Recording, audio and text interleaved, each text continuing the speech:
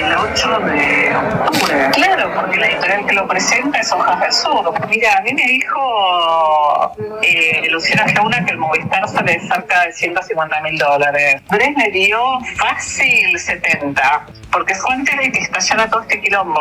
¿Te acordás que a un amigo le pegaron, le entraron en la casa esa choza que tiene? Bueno, fue después de eso que le dio la plata para que se arreglara los dientes y pudiera hacer del Movistar, porque le había prometido a Kovalipker que él iba a ir al escenario, Javier lo iba a presentar con su libro de los granaderos.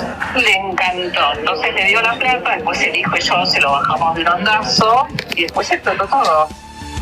Qué aburrida sería nuestra realidad sin un audio, sin unos audios. Claro, lo que pasa es que las filtraciones de audio se están convirtiendo en la pesadilla del mundo Milei. Esto que ustedes están escuchando es un audio que se filtró ayer, atribuido a Florencia Pérez Roldán. ¿Quién es Florencia Pérez Roldán? Es una mujer que trabajaba para Eduardo Kovalipker, ¿sí? Haciendo prensa, difusión, porque acuérdense que el patriarca de la droguería suizo-argentina, aquella que quedó involucrada en los primeros audios de Español donde hablaban que era la droguería suizo-argentina la que se llevaba buena parte de la guita y salieron una serie de allanamientos hacia toda la familia Kovalipker. Eduardo Kovalipker, el patriarca, el mayor de todos, era un hombre que además tenía alguna pretensión literaria y retirado ya en Punta del Este, desde allá escribía libros de poemas, dicen que de poemas eróticos. En el medio de este contexto, Florencia Pérez Roldán es la que cuenta esto en un audio ahora filtrado, donde al hablar empieza a dar detalles de algo que ya tiene otra causa judicial, y ahí iríamos, calculo que por el 6º escándalo de corrupción que afecta al mundo Milei, que es aquel recital en el estadio Movistar Arena. ¿Se acuerdan? Que como parte de la campaña electoral, Milei, al mejor estilo peronista, trajo micros, trajo bombos, trajo gente para que llenaran el estadio Movistar Arena. Milei hizo su show, ahí cantó la de siempre, el León, cantó la de los ratones paranoicos, después se sentaron, igual que había hecho en el Luna Park, recién había asumido, presentaron un libro supuestamente, que era el libro, que ahí habla de lo había editado una editorial libertaria, una editorial que había sido una editorial común, pero que se había hecho furiosamente libertaria. Después vamos a hablar del dueño de esa editorial y cómo le bajaron literalmente los dientes, y por qué, y cómo entran los Kovalipker en esta historia. Pero quedan en evidencia en este audio que seguramente el juez Daniel Rafecas, que es el que tiene a cargo la causa, por si hubo una maniobra de lavado de dinero o de dádivas a la hora de generar el acto en el Movistar Arena, lo mismo más o menos que lo de Adorni, el vuelo a Punta del Este. El vuelo a Punta del Este fue evidentemente una dádiva, la pagó un tercero que era proveedor del Estado. En este caso, supuestamente la presentación del libro la pagó la editorial y fue la editorial la que alquiló el estadio Movistar Arena. O por lo menos, según cuenta Florencia Pérez Roldán, dice, pusieron $70.000 para, de los 150.000 que supuestamente costaba el Movistar Arena, pusieron $70.000. ¿Y quién los puso? Eduardo Kovalipker. ¿Y cómo sabe Florencia Pérez Roldán que lo puso Kovalipker esos $70.000 para el estadio Movistar Arena? Me dice, porque los llevé yo. Esto es lo que dice ella, los llevé yo, esos $70.000. Seguramente la citarán a declarar, le preguntarán qué de todo esto es verdad, pero esto no es el único audio. Les leo precisamente el audio donde habla del Movistar Arena, ¿no? Que es este que acabamos de escuchar, por si no lo escucharon bien. A mí me dijeron que alquilar el Movistar Arena sale cerca de $150.000. Me dieron fácil 70.000, porque fue antes de que estallara todo este quilombo. Cuando dice este quilombo, está hablando de las coimas en Landís, del escándalo que se reactiva esta semana con la citación a declarar de más de 20 personas. ¿Te acordás que a Mego le pegaron? Mego es el dueño de la editorial Hojas del Sur, creo que se llama. Hojas del Sur, sí señor. Y a este Mego, efectivamente, hubo un episodio, era uno de los que había organizado la Derecha Fest, y vi en su casa de San Martín, que Florencia Pérez Roldán dice, cuando entraron a la casa, a esa choza que tiene, un poco despectiva con la casa del pobre Mego, le rompieron la cara. Efectivamente, fue un episodio muy dudoso que nunca se esclareció. A este señor, un libertario, le entraron a la casa, le pegaron tal paliza, que casi lo matan literalmente. Es más, muchos pensaron que esto era o que lo había mandado a apretar gente vinculada a Villarruel, otros decían que podía ser una interna entre Bullrich y andás a saber quién. La verdad es que era muy inquietante porque si al señor lo hubieran matado, hubiera sido un crimen político que hubiera enrarecido el clima político y electoral en ese momento en la Argentina. No lo mataron, le bajaron los dientes. ¿Y quién le pagó los dientes? Kovalipker. Esto es lo que dice el audio de esta muchacha, Florencia Pérez Roldán, que trabajaba con Eduardo Kovalipker. Dice, fue después de eso que Kovalipker le dio la plata para que se arreglara los dientes y hacerlo del Movistar Arena. ¿Y esto por qué? Porque Mego, el dueño de la editorial, le prometió a Kovalipker que iba a estar en el escenario con Milei. No es que me lo contaron, yo vi cuando le dio la plata. Juan Olivos, sé que van Olivos a través de Márquez, porque el que introduce a Mego y toda esta cosa es Nicolás Márquez. Sí, la mejor joyita de todas, viste todo lo que pasó con Alberto Fernández, que no quedó ni uno. Nicolás Márquez, a mí me contrata a Mego hace 2 años para el libro de la revolución que no vinieron venir con Duclos, pero tuve que fumar en pipa esos dos. Estaba a punto de agarrar un Itaca y matarlos. Ay, sí, no, porque son machistas, hablan pavadas, claro, y ahí es que hace tan buenas amigas con Márquez que lo convence a Javier de editar el libro con Hojas del Sur. Y ahora Márquez, antes él editaba libros, que yo hice miles de prensas con Mego, de, no sé, poesía, literatura, autoayuda, lo que quieras. Ahora se define como una editorial libertaria. Bueno, este es el modo que esta mujer, Florencia Pérez Roldán, va contando sus andanzas y su cierto desprecio por estos muchachos a los que a lo largo, los audios son larguísimos, los define como brutos y bueno, casi parece una descripción bastante atinada. Pero lo interesante, más allá de la opinión que ella puede tener de los libertarios en cuestión y que tenía que trabajar con ellos, todo el tiempo de lo que va hablando es que hay guita en el medio. Y esta plata no es solo plata de aporte de campaña, sino que termina siendo plata de una causa que puede ser de dádivas, que ya de hecho está investigando el juez Rafecas en su juzgado, porque hubo una denuncia de alguien que dijo, che, ¿cómo se hizo este recital? ¿Quién pagó el recital del Movistar Arena con las luces, el sonido, los micros? ¿Quién lo pagó? No fue una presentación de un libro hecha por una editorial chiquitita, no dan las cuentas. ¿Quién puso la plata? Bueno, a partir de acá se empieza a saber que al menos los Kovalipker pusieron $70.000 para esto, pero con un pequeño problema. Los Kovalipker, o sea, los dueños de la droguería suizo-argentina, son proveedores del Estado. Y ya estaban en el foco del quilombo por la causa Andís. Son proveedores del Estado y pusieron $70.000. Es lo mismo que pasó con Adorni, un proveedor del Estado, el señor que era el amigo de Adorni, que tenía un programa en televisión pública, le pagó el viaje, por lo menos así figura en la factura. Y ese pago de ese viaje constituye una dádiva. O sea, uno, en términos de funcionario público, no puede cobrar de un proveedor del Estado, y mucho menos con factura. En este caso el pago fue en negro.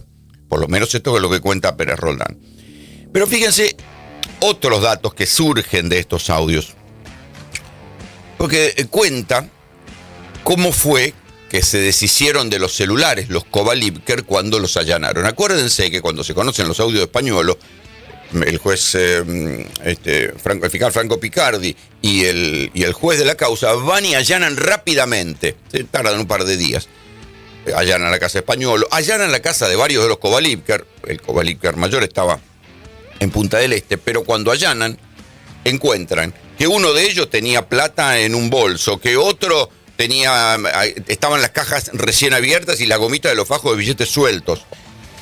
Y entonces Florencia Pérez Roldán da su relato de cómo fue ese episodio. Dice, donde allanaron fue el Libertador 4444. Ahí vive la mujer de Eduardo Kovalipker, Nicole, que nunca se separaron, más en vidas separadas, cada uno tiene su casa, su campo y su casa en Punta del Este, etc. Bueno, gente de buen pasar. Ahí en Libertador no encontraron absolutamente nada. No encontraron la caja de seguridad y se fueron. Y como Jonathan ya se había ido de la casa en Nordelta, lo llama a Emanuel para que vaya cuando llegue la policía, para que no rompa toda la puerta. Y Emanuel no tiene mejor idea que sacar la plata que había en la caja fuerte, que eran $270.000, y en vez de dejarlo en su casa o plantarlo en una maceta, se fue directo al country de Jonathan, y ahí es donde lo detienen y le revisan el auto. Son tonto y retonto, dice esta mujer que trabaja con ellos. ¿Sí? Los audios, la verdad que son de una persona lateral que cuenta la operatoria y quiénes eran los Kovalevker. El problema con estos audios es que vuelven a poner en escena a los Kovalevker, los dueños de la droguería suizo-argentina, aquellos de los que había hablado Diego Españolo. Y al ponerlos en escena, también ponen en escena a Lule Menem. ¿Por qué les digo esto? Porque en este diálogo, Pérez Roldán dice, la matriz ha existido siempre. Lo que pasa es que el hijo, acuérdense que Eduardo se había retirado a escribir poemas en Punta del Este, el hijo es muy desprolijo.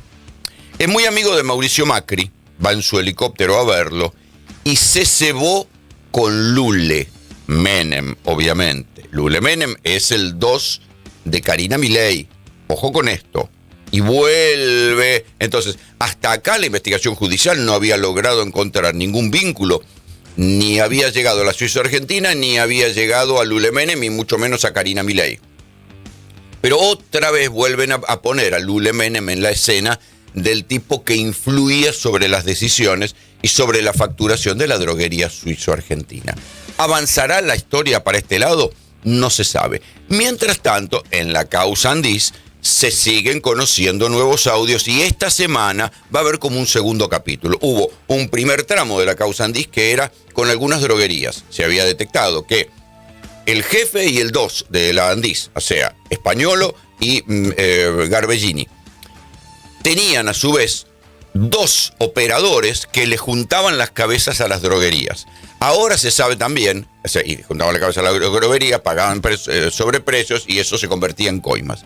En el segundo capítulo que arranca esta semana, van por las proveedoras, escuchen bien porque esto ya genera un escalofrío de asco, van por las ortopedias y las casas que proveían elementos para la discapacidad.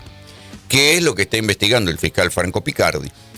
Que robaban con la muleta, con los audífonos, con las prótesis, con la silla de rueda, con todo lo que fueran elementos de ayuda a los discapacitados que el Estado proveía a través del Andís. Sobre esas cosas cargaban sobreprecios y después venían las coimas. Hay un mensaje, mejor dicho, en un mail, donde a las coimas las llaman ofrendas. Dice, acá está el listado de las ofrendas, y va el listado de toda la guita que volvió como coima a este esquema de recaudación. Entonces, primero fueron por las droguerías, ahora van por los proveedores de elementos ortopédicos para discapacitados. Todo esto, estoy haciendo a un lado el asco que me genera pensar solamente que mientras le negaban la plata a los discapacitados, choreaban con los presupuestos. Hagámoslo a un lado, estamos hablando en términos casi quirúrgicos. Y ahora estos audios vuelven a poner en escena a la droguería suizo-argentina, que era de la que hablaba Españolo. Lo único que hay hacia ellos es un audio donde, creo que es Calvete, uno de los acusados, dice, hablé con el helvético que habló con Rioja. Hablé con el helvético, nombre con el cual se habla de los suizos, pensando en la suizo-argentina tal vez, que habló con Rioja y están de acuerdo. Y Rioja obviamente parece una manera eufemística de hablar de alguno de los primos riojanos, vale decir, de los primos Menem. Esto por ahora es todo lo que hay en la investigación formal. Pero el audio vuelve a poner en escena a Lule Menem, a los Kovalevker, y de paso abre una puerta para que vaya otra investigación hacia de dónde demonios sacaron la guita para el acto del Movistar Arena. Él es una persona que recién arranca en política, es una persona que viene de otro ámbito, que trabajó muchos años en lo privado. Entonces, quizás su situación no tiene el cuero tan duro como lo tengo yo. Entonces, las cosas pueden afectar. Qué lindo que te traten así, que te quieran así. Quien habla es Patricia Bullrich. ¿Está hablando de quién? De Manuel Adorni. ¿Se acuerdan de ese señor? Digo, pongamos un poco las cosas en contexto. ¿Se acuerdan de ese señor que hablaba y a todo el mundo le levantaba el dedo y todo el mundo era casta y todos éramos tarados y los periodistas éramos todos ensobrados? Ese mismo señor mudito, nunca más volvió a hablar, ni él ni la esposa. Todos eran hables declarantes, la mujer es experta en coaching, da conferencias, mudos. La única que habló para defender a Adorni, hasta acá, fue Patricia Bullrich. Ahora, si esto es una defensa, dijo, no tiene el cuero duro, viene del sector privado como queriendo decir, es un personaje menor. Claro, es el mismo que iba a competir con ella en la candidatura o en la precandidatura libertaria a ser el jefe de gobierno de la ciudad de Buenos Aires. Entonces Bullrich le está bajando el precio, como decían, es un buen muchacho, pero viene del sector privado, no tiene el cuero duro, como queriendo decir, anda, dígate otra cosa, Gil. Defensa, la única defensa que se escuchó en estos días de algún funcionario hablar de Adorni. Si lo defienden así, muchachos, más vale que lo tiren abajo de un camión.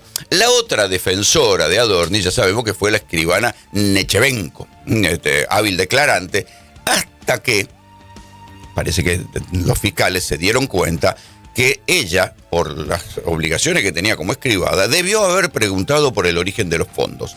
El fiscal Policita, que es el que instruye la causa por los lujos de Adorni, dijo, y a ver, usted, señora, ¿preguntó por el origen de los fondos, dado que se trataba de una persona expuesta políticamente? No, ¿cómo le voy a preguntar a Manu si yo lo conozco de toda la vida y qué sé yo, qué sé cuánto? Y ahí ahora es donde se está evaluando que a la escribana Nechevenko, la única que lo defendía a Adorni, también le van a decir, señora, venga para acá porque usted también va a quedar imputada. Sin duda que genera un impacto, pero nosotros hemos tomado una decisión, creo que el presidente Milei ha tomado una decisión de siempre, que es no involucrarse en los procesos judiciales y que solo juzgue la justicia, que no juzguen los medios, que no juzguemos los políticos, que juzgue la justicia. Él está, por supuesto, muy tocado, personalmente, en su familia. Claro, resulta que ahora que juzgue la justicia, pero cuando arrancó el escándalo Adorni, acuérdense que Karina Milei decía que esto era basura mediática. Acuérdense que salieron uno por uno los ministros, evidentemente por orden de Karina Milei, que a esta altura del partido uno no sabe si es la verdadera presidenta de la Argentina, a decir que todo era basura mediática. Y acuérdense, espalda con espalda, Manuel, te apoyamos, te queremos, sabemos con lo que trabajás, deslomado Adorni, pobrecito, las cosas que le hacen los periodistas, todo era basura mediática. Bueno, muchachos, ya no es más basura mediática. Desde hace un par de semanas, el enriquecimiento ilícito, la magia, la alquimia por la cual un funcionario en tiempos de crisis, en tiempos de un gobierno de austeridad contra la casta y contra todos esos manejos, entró con 2 casas, ahora tiene 4. Entró con un auto, ahora tiene 2. Entró para demostrar austeridad y para que los familiares no suban. Él mismo difundió una resolución por la cual los funcionarios no podían llevar a los familiares de viaje. Él se llevó a la mujer de viaje, se pasaron un fin de semana romántico en Nueva York, volvieron más tarde y él volvió más tarde con un pasaje en primera de $5.000 y andás a ver quién pagó el pasaje de la señora. Entonces, esta alquimia, que era basura mediática, que era un invento de los periodistas, que era una conjura, que era un golpe de Estado, ahora es una causa judicial. Y ahora calladito van a tener que ir todos desfilando a Comodoro Pi a hablar con el fiscal Policita y con el juez Lijo y a demostrar que esa guita es una guita bien habida. La verdad es que no logran. El delito de dádivas, o sea, haber recibido un viaje a Punta del Este de parte de un proveedor de la televisión pública, está prácticamente demostrado. Que hizo una administración indebida de los bienes públicos, está prácticamente demostrado porque él mismo terminó admitiendo que subió a la esposa al avión y que se la llevaron allá y que volvió más tarde. Sí, podrán decir que estaba en misión oficial, ok, pero que mintió a su vez en el viaje a Aruba, está demostrado porque están las planillas donde hay un inexplicable viaje en un momento donde Adorni no estaba en la Argentina, que fueron primero a Ecuador y después volvieron vía Perú. O sea, evidentemente también ese es el viaje que se fueron a pasar unos días de descanso en Aruba. Claro, todo esto además es plata, porque en Aruba se calcula que por el tiempo que estuvieron se deben haber gastado $12.000. ¿Y de dónde sale toda esa plata? Sale de la empresa de Bettina Angeletti, que hasta hace no mucho tiempo era monotributista, sale de ahí. Bueno, ¿por qué no sale y lo dice? Sí, ¿sabe qué? Yo lo mantengo al parásito de Adorni, él gana poco porque tiene vocación política y yo soy la que pone toda la plata sobre la mesa. No sale, no aparece, no habla, no cierran las cuentas, tiene contratos con proveedores del Estado, sí, pero evidentemente esos contratos no son de tanto monto como para justificar este tren de vida. Entonces todo lo que era basura mediática, según Karina Milei, ahora es una causa judicial. Entonces sí, Patricia Bullrich dice, no, pero Milei hace lo que hizo siempre, respeta la justicia, vamos. Che, Miguelito, ahí recién me llamó Dani, que estuvo con el pelado charlando y también le comentó lo mismo que te comentó vos de Caputito y que, bueno, la misma sensación, así que, bueno, ya se lo informé al helvético, ya está al tanto de todo, me dijo que hoy mismo se lo iba a informar a Rioja, así que estamos todos alineados en la misma, Dani opina lo mismo, todos opinamos lo mismo, o sea, acá creo que ahora sí hay que, más que nunca hay que cerrar filas y espero que también el pelado lo entienda así y que no haga una torpeza, ¿no? Pero dejale la tranquilidad que estamos todos alineados para la conservación de todo lo mismo. Bueno, ¿de qué se trata todo esto? Evidentemente es un audio que se produce después de que saltaran los audios de Españolo. Entonces le dice, transmitile al pelado que se quede tranquilo, que estamos todos alineados para la continuación de lo mismo. ¿Qué es la continuación de lo mismo? El choreo de la plata de los discapacitados.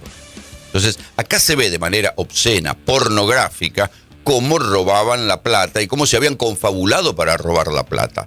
¿Quién habla en el audio? No es un personaje lateral, como podía ser Florencia Pérez Roldán, que habla, está en la escena, pero no. Este es un actor, Pablo Achabayán, es uno de los dos recaudadores del choreo en Landís.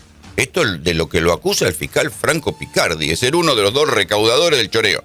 No era funcionario público, pero conocía muy bien Landís, porque Achabayán había sido funcionario de Landís en tiempos de Macri. Digo, para que vean que la corrupción es transversal, que hay corrupción entre los del PRO, hay corrupción entre los peronistas, hay corrupción entre los libertarios. La corrupción es un mal endémico porque lamentablemente, hasta que la política no entienda que entrar a laburar en el Estado no es entrar por el tiempo que sea y tomar cada escritorio como si fuera botín de guerra y arramblar, arrasar con todo lo que se pueda robar y después irse y que te queden unos mangos para pagar el abogado, bueno, entonces no cambia más este país. Pablo Achabayán, entonces, uno de los dos recaudadores de las coimas de Landís, uno de los dos tipos que juntaba las cabezas de las droguerías, de los proveedores de prótesis, de los laboratorios, para luego llevarla a un esquema de que esa plata se volvía negra y después volvía a manera de coima, ya fuera en criptomoneda o en dólares. Ese era el modus operandi del robo en Landís. Según el fiscal Franco Picardi, calculan que fueron 54 millones de dólares que la robaron, 54 millones de dólares, mientras del otro lado hay que estar el simpático de Adorni, decía que había discapacitados que habían pedido certificado de discapacidad para cobrar 300.000 pesos por mes, con una radiografía de un perro y era falso. Entonces, uno puede pensar que toda esa campaña que iniciaron dudando de los discapacitados, que había curros entre los discapacitados, que había discapacitados falsos, que puede que los hubiera, pero todo eso era un inmenso montaje para recortar prestaciones y derivarlas a los sobreprecios en remedios y en prótesis, con los que iban a armar una tremenda caja, porque al fin y al cabo el Landís es una de las grandes cajas, quiere decir uno de los grandes presupuestos del Estado Nacional. Entonces se ve que todo estaba así pensado. Por un lado decían que había un curro, por otro le cortaban la plata a los discapacitados reales y a los terapeutas reales, con esa guita y más, porque nunca hubo un recorte verdadero en Landís. Pagaban sobreprecios a las droguerías, los laboratorios y los proveedores de prótesis, y esa guita volvía a manera de coimas. O sea, un asco. ¿Sí? Pero este es el señor Pablo Achabayán y dice, presten atención, porque habla de todos los que quedan involucrados en la maniobra. Dice que me llamó Dani Sgarbellini, que estuvo con el pelado Españolo charlando y también le comentó lo mismo que te comentó a vos de Caputito. O sea, calculo que será Santiago Caputo. Y que bueno, la misma sensación. Así que bueno, Ya le informé al helvético, este es el audio del cual yo les mencionaba antes, al helvético evidentemente alude a alguien de la droguería suizo-argentina y está al tanto de todo. O sea que hay alguien de la droguería suizo-argentina, según Achabayán, que estaba metido en la matufia. Dice, y me dijo hoy mismo que se le iba a informar a Rioja. Entonces acá se corrobora lo que decía también Florencia Pérez Roldán, que alguien de la droguería suizo-argentina, se supone que uno de los Kovalevker, estaba en contacto directo con Lule Menem, el representante de lo que ellos llaman Rioja. Y si llegan a demostrar que había un contacto con Lule Menem, esto otra vez dirige hacia Karina Milei. A ver, cuando uno analiza los escándalos que hackean hoy por hoy a Milei, hay 5.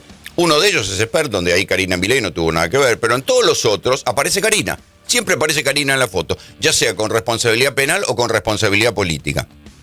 En el caso de Libra, a Milei Novelli lo llamó 8 veces el día que iba a poner el contrato, que Milei puso el contrato de Libra, pero a Karina la llamó 7. Y todos entraban por la oficina de Karina, y Karina conocía a todos los arquitectos de la criptoestafa Libra, tanto como los conocía Milei. En el caso de Adorni, la que protege a Adorni es Karina. En el caso de Andis, bueno, sobrevuela esta idea de que la guita se subía para algún lugar del Estado donde estaba Lule Menem. Lo dicen varios personajes, aunque todavía no está demostrado en la justicia. El único caso donde no aparece Karina es Esper, porque Karina no lo quería, José Luis Espert en la boleta como primer candidato a diputado en provincia, y fue Milei que lo impuso, y finalmente se demostró que Espert cobraba de los narcos. Y en el caso del Banco Nación, de los préstamos hipotecarios del Banco Nación, el verdadero jefe del Banco Nación era Darío Wasserman, que era primero vicepresidente y ahora es presidente. Durante todo el periodo donde estuvo Wasserman en el directorio del Banco Nación es donde se desarrolló el festival de acomodos y préstamos hipotecarios a funcionarios, o sea que eso también es responsabilidad política de Karina, que como le decimos siempre, ya no sabemos si es la que verdaderamente gobierna, y el tal Javier Milei resulta ser su ministro de Economía. Miguelito, a ver, lo tengo preparado todo en pesos.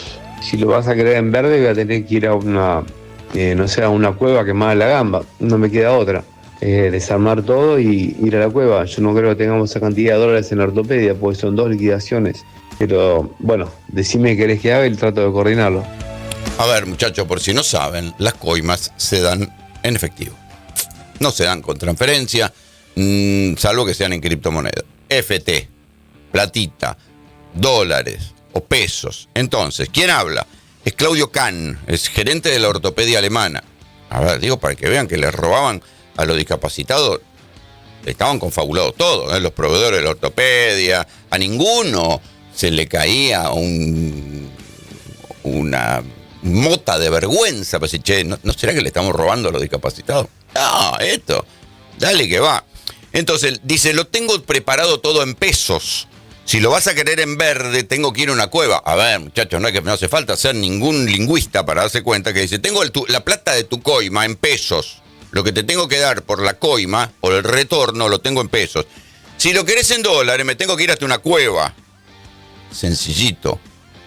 Por todo esto es que esta semana empiezan a ir a declarar los dueños de las ortopedias y los proveedores de artículos para discapacidad, que esto iba en el plan remediar, ¿sí?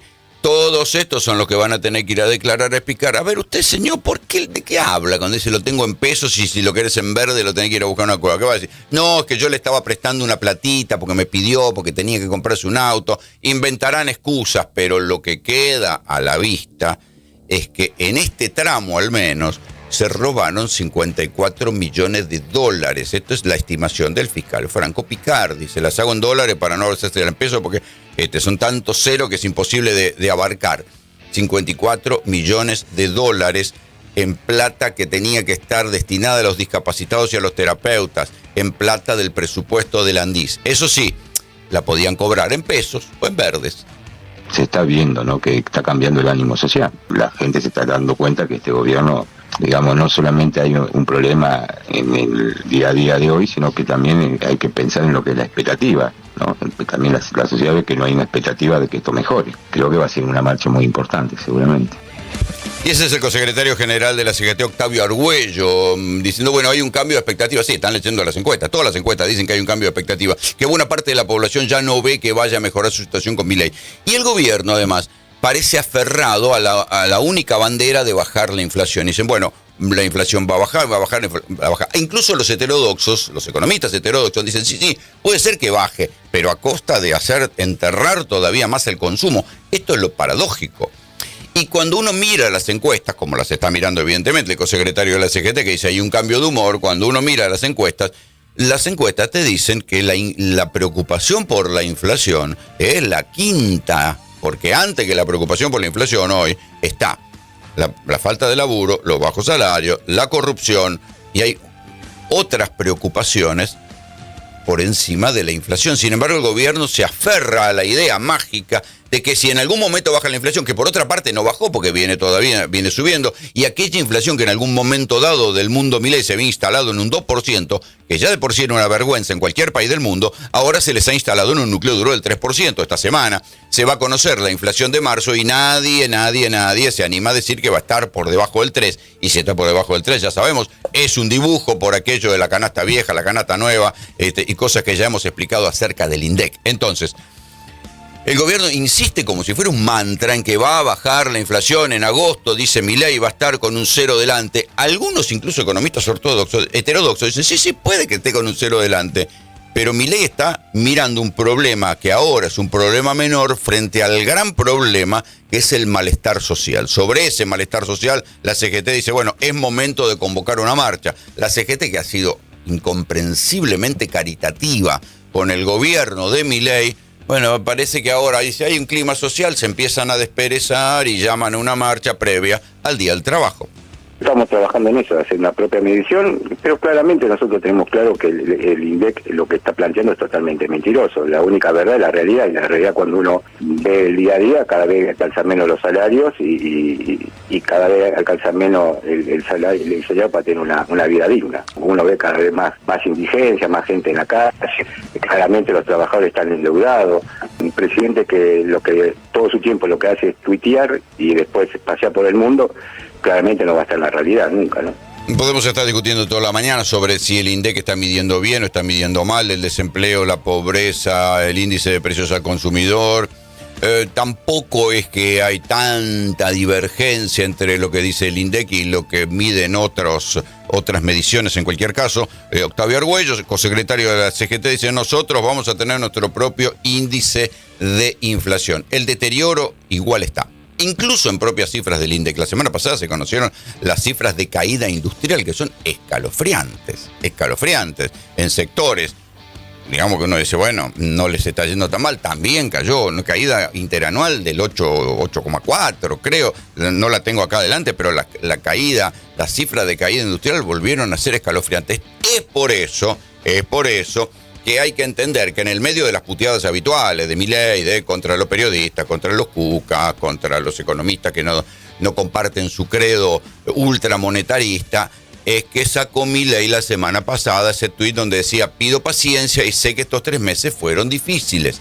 Es en este contexto. Milei también lee las encuestas, las mismas encuestas que lee la CGT, las lee Milei, y Milei ve que su imagen se está desplomando. Ayer, por ejemplo, Raúl Timerman y Sheila Wilker, según sus mediciones en GPS, nos contaban que el dato novedoso no es el nivel de aprobación que pueda tener Milei, que hoy está en el 35, 34, 35, sino la velocidad con la que se cayó.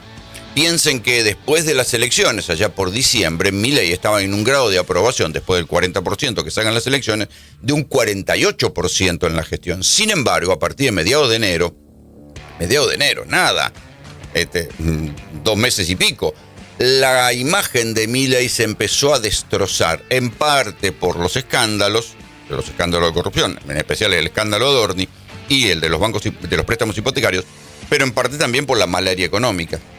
Entonces, ¿qué es lo que se ve, lo que empiezan a detectar? Cuando uno desagrega la opinión adversa que hay sobre la gestión Milei, empieza a encontrarse en votantes libertarios, en tipos que lo votaron en primera vuelta y en votantes de Bullrich que lo votaron en segunda vuelta. En ambos sectores empieza a resquebrajarse el apoyo al presidente Milei. Me encontré con una persona, digamos, diferente a la del ministro de Economía, porque hoy tiene que gestionar una provincia con muchísima escasez, con una recaudación que está cayendo, con el desempleo creciendo, o sea, lo vi con los pies más sobre la tierra, pero como te digo, no se habló de cuestiones electorales. Uno conversa, uno sostiene los vínculos y en todo caso más adelante, el año que viene, se verá. Está claro que la oposición tiene que estructurar una alternativa concreta, con una hoja de ruta concreta para salir de esta recesión. Fíjense lo que son las cosas, cómo lo que pasó en estos 3 meses de deterioro de la imagen de Milei, donde muchos pensaban, che, ¿quién va a ir contra Milei en el 2027 si el tipo nos va a ganar por paliza? ¿Quién se va a quemar y va a ser candidato a presidente? Bueno, ahora empiezan conversaciones insólitas, porque muchos empiezan a ver las encuestas y dicen, che, Milei con un 30 y pico % de imagen positiva y de intención de voto, hay que ver si gana en primera vuelta y hay que ver si gana un balotaje. Entonces empiezan a desperezarse los que estaban escondidos abajo de las alfombras. En este caso es Nicolás Massot, que fue un diputado de Juntos por el Cambio, que ahora es diputado de Encuentro Federal, ¿sí? Que se reunió ¿con quién? Con Axel Kicillof. Ustedes escuchaban y dicen, no hablamos de nada, todos coincidimos que tiene que haber una alternativa, una hoja de ruta frente a Milei, qué sé yo. Pero Nicolás Massot, como buena parte de los diputados de lo que alguna vez fueron algunos radicales, gente como Pichetto, los socialistas santafesinos, que están nucleados en el bloque Provincias Unidas, todos ellos empiezan a decir, che, hay que empezar a juntarse para ver si podemos hacer algo o podemos armar un frente contra Milei. La caída de Milei en las encuestas habilita conversaciones que en otro tiempo no hubieran existido. Massot reuniéndose con Kicillof, ¿en serio? Bueno, sí, sucedió.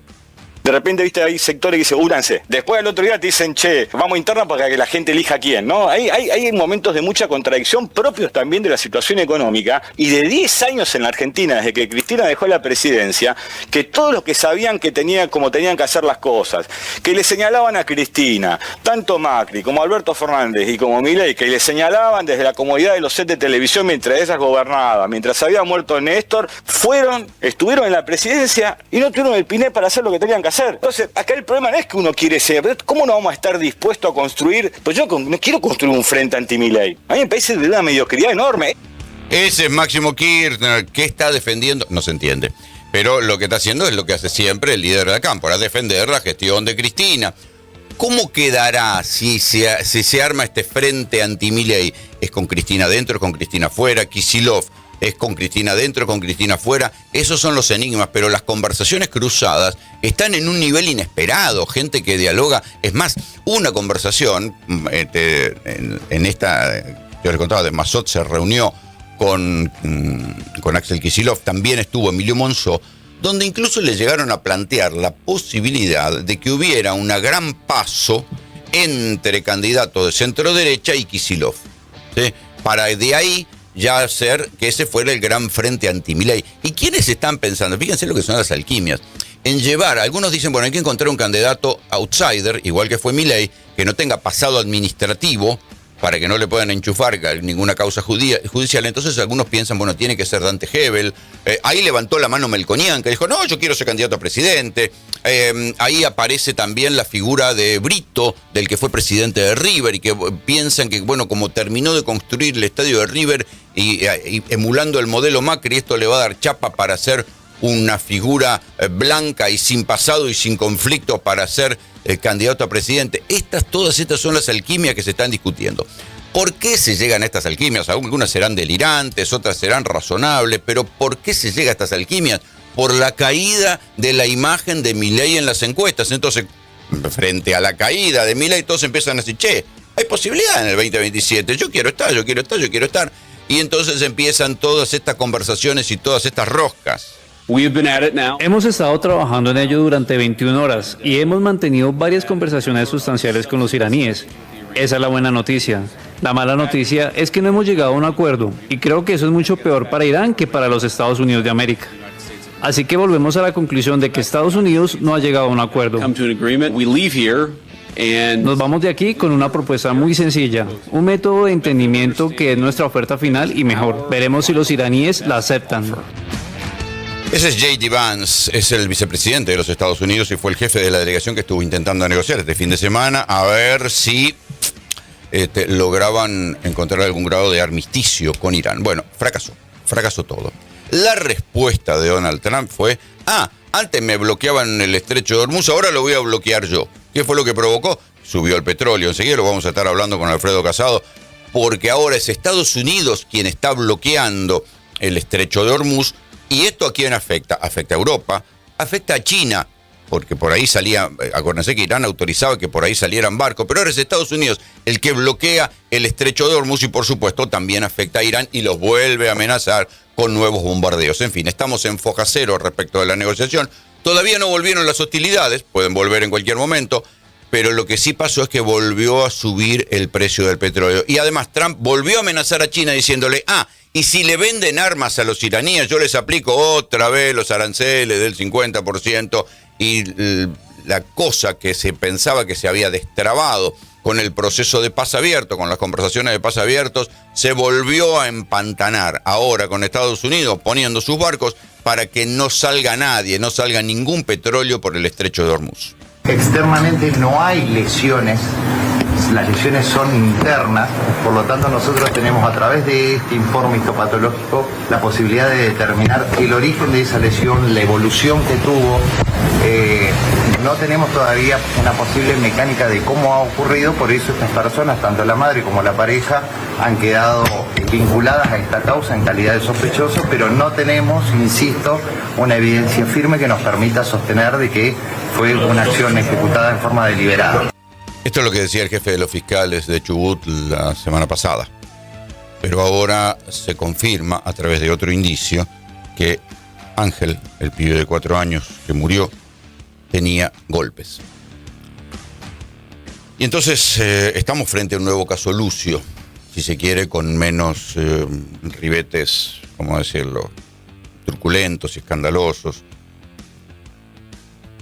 Pero sí estamos frente a un nuevo caso Lucio. Y quiero decir, un pibe maltratado en una casa, que por un criterio de comodidad o de fundamentalismo ideológico o andás a ver qué, un juez de menores decidió restituírselo a la madre. La madre que lo había abandonado, ¿sí? Recuerden cómo es la historia, la madre se había ido a los 8 meses del pibe, el pibe queda con el padre y cuando vuelve la madre, el padre a su vez, y ahora voy a algo que tiene que ver con los consumos. El padre a su vez tenía una denuncia de violencia de género de su pareja, ¿sí?, en agosto del año pasado, y entonces en ese momento es que la madre biológica aprovecha y reclama la tenencia del pibe. Pasan a tener una especie de tenencia compartida, y en el momento en el cual el chico está con la madre biológica, que había, la misma que lo había abandonado de pibe, pero después había reclamado la tenencia compartida en agosto del año pasado, el pibe se muere. Y entonces la primera autopsia dice, tiene lesiones en la cabeza.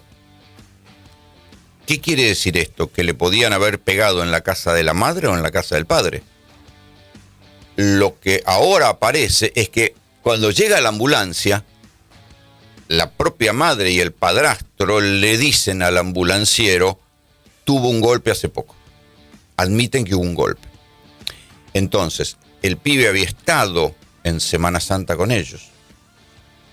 Lo golpean y ese golpe le inflama el cerebro de tal manera que le lleva a la muerte. El informe pericial es muy técnico, yo se lo simplifico, pero lo que hubo es un golpe fuerte en la cabeza que le genera un hematoma. Esa hematoma presiona sobre el cerebro del pobre nene y un tiempo después se termina muriendo. Esas lesiones a lo mejor no se vieron de entrada, pero es la propia familia que le refiere al ambulanciero, sí, hubo un golpe. Y entonces uno dice, bueno, ¿quién fue el que entregó el pibe a esa familia? ¿Y en qué condiciones se da la custodia de un pibe a una familia? Escuchen un poco más de Facundo Oribones, es el fiscal del caso Ángel. Surgieron algunos traumatismos en la zona del cráneo del niño. En base a esto es que se está intentando dilucidar si dichos traumatismos fueron producidos por una lesión voluntaria o involuntaria. Se investiga el caso, sí, como un posible homicidio desde ya que sí, pero no se descarta ningún tipo de línea de investigación. No hay imputados en la causa, sí hay sospechados. Las personas que están sospechadas están en la ciudad y están siendo monitoreadas por personal policial y también desde la Fiscalía. Bueno, esto fue de la semana pasada. Ayer detuvieron a la madre y al padrastro. Y uno puede decir, bueno, lamentablemente casos de violencia contra chicos hay en todas partes del mundo. El problema es que se supone que en la Argentina hay un sistema judicial que dice que protege a los menores. Y acá salió todo mal, otra vez, igual que en el caso de Lucio. Primero, hay un montón de gente que no voy a calificar, pero ustedes imagínense lo que pienso de ellos, que cobran su sueldo, que se van de feria, que tienen sus vacaciones, que tienen estabilidad en el laburo, porque son empleados públicos, que hacen su laburo con la nuestra para copiar la jerga libertaria. Hay un montón de docentes, asistentes sociales, psicopedagogos y sobre todo un juez que no laburaron bien, igual que en el caso de Lucio. Nadie vio nada, nadie sabía nada, todos tienen un catálogo de excusas para excusarse. No sé, no vi, no sé, nada. Y tienen excusas gremiales y tienen las excusas que quieran, pero el pibe está muerto. Primer punto. Segundo punto, aun cuando el juez hubiera trabajado bien, ¿cómo hace un juez para decir, che, hay violencia de género en las dos casas? La actual pareja del papá en agosto del año pasado lo denunció por violencia de género, le puso una perimetral y dijo que le pegaba a Ángel. En base a ese informe, el juez dice, no, que vaya con la madre biológica, que se quede más bien con la madre biológica en una cosa de tenencia compartida, que se revincule con la madre. Pero hicieron tan mal el ambiental que no se dieron cuenta, en un lugar que es así chiquito, Comodoro Rivadavia, no es que estamos hablando de Nueva Delhi, es así. Entonces fueron y le dieron la tenencia a la madre biológica, que no lo había criado, con el cual además están los videos desgarradores del pibe diciendo no quiero ir. Le dan la tenencia a la madre biológica sin darse cuenta que la nueva pareja de la madre biológica tenía en Ushuaia una prohibición de ver a sus hijos por maltrato y golpes. Entonces, ¿cómo hacen su laburo? Les paga en este caso son jueces de la provincia de Chubut, les paga la provincia, les paga un lugar del Estado, son jueces, deberían tomarse su laburo en serio y que no jodan con que tienen un montón de causas. Está en juego la vida de un pibe. Y ni siquiera se tomaron el trabajo de averiguar, de cargar los datos reales del señor que ahora está preso, que vive con la madre biológica, de si tenía causas de violencia familiar. Bueno, tenía causas de violencia familiar, de violencia de género contra pareja y de violencia contra hijos. Y ahí hay otro nivel más, porque ahí si se quieren, bueno, nos podemos centrar en el juez que no hizo bien su laburo. Pero a su vez hay otro punto que sobrevuela todas estas historias y sobre el que nadie quiere hacer una investigación, que es el consumo de cocaína. Yo estoy seguro que si alguien hiciera un estudio sanitario serio detrás de buena parte de los casos de violencia de género y violencia contra pibes, encontraría en todos los casos consumo de cocaína. Es una teoría que yo la puedo avalar por las veces en que hablé y me metí y dialogué con los buenos y con los malos de estas historias, ¿vale? Es decir, con las mujeres víctimas y con los victimarios arrepentidos. O sea, en todos los casos, antes decían, bueno, se emborracha y le pega. Bueno, ahora es, toma 2 rayas y le pega. Entonces, en el caso del padre biológico, la madre biológica dice que tenía problema de consumo de cocaína. Lo dice la madre. O sea, que había un hogar con un obrero, petrolero, con problemas de consumo de cocaína, según da la versión de la madre biológica. ¿Y el otro señor qué era? A ver, si uno va a entregar un pibe a otra familia, es tan sencillo como hacerle una rinoscopía. Ya que no querés ir a hacer una ambiental, hacerle una rinoscopía a ver todos ellos. El problema es que el consumo de cocaína está tan extendido en la Argentina que andás a ver cuántos se salvan si empiezan a hacer rinoscopía. Porque vos no podés mandar un pibe difícil, con quilombo, familiares, dolido, lastimado por la vida, que seguramente va a llorar, al que hay que saber contener. No lo podés mandar a la casa donde hay un descerebrado que toma merca. No, eso termina mal. Eso termina mal. Estas son las cosas elementales que uno dice, che, son de sentido común. Pregúntenle a cualquier psicólogo. Hagan algo.